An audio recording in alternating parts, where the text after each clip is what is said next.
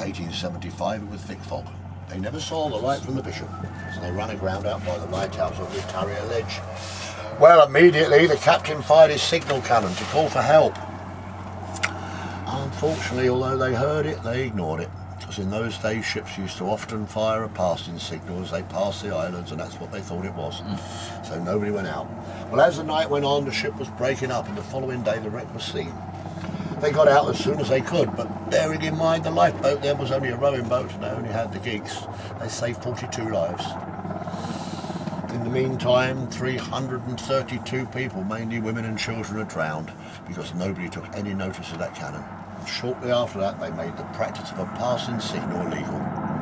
But before she broke up completely, they started salvage. She carried a general cargo, part of which turned out to be gold. The proceeds of that shipwreck built a row of houses in Hewtown, and to this day we still call it Schiller Row. And we're going to pass that towards the end of the tour. But 100 years before that wreck, another one happened here, which in recent years divers done quite well on. They found treasure. She was called the Hollandia.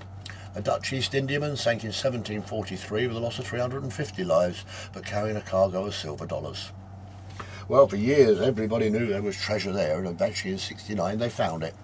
And for years afterwards the divers worked on that wreck, bringing up silver dollars about that big off the bottom of the sea.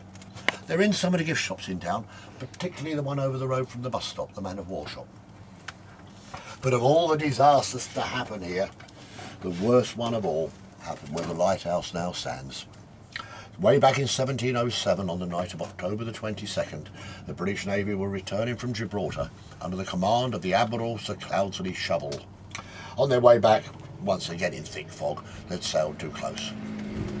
Legend says a local man was aboard who told the Admiral he was too close. The Admiral hung him from the yardarm. That's what the legend says. What actually happened that night was 4 ships sailed into the Western Rocks. They were called the Eagle, the Firebrand, the Romney and the Flagship, the association with the Admiral aboard. Out there that night, 4 ships sank and almost 2,000 men were drowned. And to this day it still remains the worst peacetime maritime disaster in history. And let's hope it always does. They're not even really sure how many men it was, because they didn't keep very accurate records in those days. Don't forget, a lot of men on board would have been press ganged in the first place. But the divers have once more found association, which they identified by the signal cannon. You'll find that's in the museum. And on there they found all sorts. Gold and silver coins and silver plates and all sorts of stuff. They reckon they were carrying enough treasure to settle half the national debt at the time. Well, the British Navy really weren't much better than a bunch of old pirates in those days anyway. But they've never found all of it. They've never been able to find the stern. And that's where the Admiral's cabin would have been. And more than likely the best bit of treasure. I think possibly it broke off and floated away. Because 7 miles away from where the accident happened here on St Mary's round Porthelic, they found a load of bodies. And eventually that's where they found the Admiral, buried in a shallow grave on the beach. So the story goes, an old lady had found him there still alive. And so she murdered him, to chop his finger off and take his emerald ring. And she buried him on the beach at Porthelic. She confessed to it sometime later on her deathbed. He was then moved to Westminster Abbey. So there we are, folks. If you want to get buried in Westminster Abbey, you know what you have to do. You wreck the British fleet, you kill off 2,000 men and lose a load of treasure, and Bob's your uncle, they find you a spot. And they say that ring's still supposed to be here somewhere. It's never done anybody any good. That's a Salonian coming in, we just saw her a moment ago, a passenger ferry from Penzance. You'll see her again in a sec. But the wrecks didn't stop there. We had one 14 years ago. The wreck of Ceuta. On the 26th of March 1997, a German container ship called Ceuta was on its way from Southampton to Belfast. The crew had switched to autopilot and fallen asleep, and consequently they didn't turn right 16 miles away. Woke up with a nasty shock an hour later as it hit St Mary's doing 16 knots. Ripping a blooming great hole in the bottom of the ship, and she fell over at 45 degrees like that. Whereupon 160 containers full of general cargo dropped into the ocean. We could not believe our eyes when we got up in the morning. As we looked out around the islands, all you saw was containers bobbing up and down. And then they started to come ashore. And then the fun began. We all went wrecking. For the first time since 1938, we had a general cargo wreck, the best kind you could have. But not like in the olden days, where you risk your life getting off to a wreck. Oh no, it's a lot more organised than that nowadays. It's all put in boxes and floated ashore for you, a lot easier.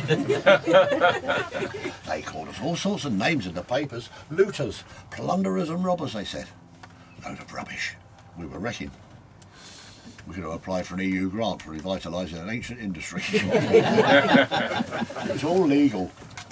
As the containers came ashore, they were breaking open. And so the police said to us, you might as well help yourselves, because on the next tide, everything was going to wash out the sea and be ruined. In some ways, we would clear it up. But the police said if you take something, you must declare it on an official form to the receiver of wreck. Then all you've got to do is keep it for a year and a day. And should the owners want it back in the meantime, they pay you salvage, 1/3 of the value. A few people made a few bob that day. Not me. I carried on driving a bus. But I got there in the end, I had something. Oh yeah, we all had something. And we all filled our forms in. We did. Funny how many people here are called Robert, Dorry and Smith. Yeah. Nothing so funny on the beach that day. Everybody was there, the vicar was there, the headmaster, all the kids. Well, it was Easter holidays, but if not, they got a day off anyway. The police were down there trying to direct the traffic. What do you want, madam? Ladies' clothing. It's that red container over there. Gentlemen's shirts down the green one. Hardwood doors by the 100. Car tyres, lorry tyres and inner tubes. Golf bags and computer mouses. You know how big they are? 3 container loads of them. Oh. Everybody had a shed full of Microsoft mouses. Unfortunately, the computer sunk off St Agnes. The next day, all the fun began again, because during the night, a container full of training shoes came in, down in Watermill Cove, now known as Trainer Bay. Once more, the containers came open and all the shoes had washed out all over the shore, and they were all soaking wet and totally ruined for the owners. All right for us, though. You can wash training shoes. And there was everybody on the beach helping themselves to new shoes. Well, I don't know if you can imagine, folks, how many pairs of training shoes fit inside a 35-foot container. Luckily, they were all identical because they were separate all over the beach. It was like mix and match down there. I've got 8 left 60s. Anybody swap me some right one? And the next day, the whole island was cloned. Everybody's wearing the same shirts and shoes.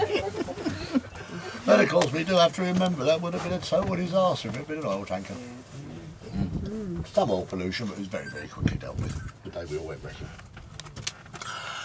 There's a Salonian coming in. So he's got a gig on the deck.